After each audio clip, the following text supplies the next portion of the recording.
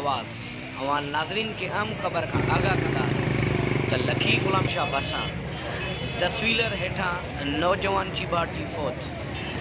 लखी ग़ुलाम शाह भरिसां महबूब कोट में 10 व्हीलर हेठां मोटरसाइकिल ते नौजवान हेठां अची चीबाड़ जी फौत थी वियो, जंहिंजो मड़ खणी करे भिरकण पहुता, जिनो लाश घर पहुचण ते घर में कोराम मची वियो ऐं होॾां वाक़े वारे हंधि पुलिस पहुची करे 10 व्हीलर खे पंहिंजी तहवील में वठी छॾियो ऐं वधीक कार्रवायूं जारी आहिनि।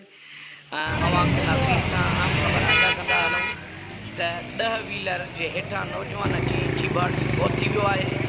लखी ग़ुलाम शाह भरिसां महबूब कोट आहे। महबूब कोट में 10 व्हीलर जे हेठां मोटरसाइकिल ते नौजवान भिरकण वासी ॿुधायो पियो वञे, जेको मोटरसाइकिल ते हुयो, जेको क्रॉसिंग कंदे 10 व्हीलर हेठां अची चीबाड़ जी फौत थी वियो आहे, जंहिंजो मड़ खणी घर वास खणाए पहुता। लाश घर पहुचण ते घर में कोराम मतल आहे ऐं होॾां पुलिस वाक़े वारे हंधि पहुची करे 10 व्हीलर खे पंहिंजे तहवील में वठी छॾियो आहे।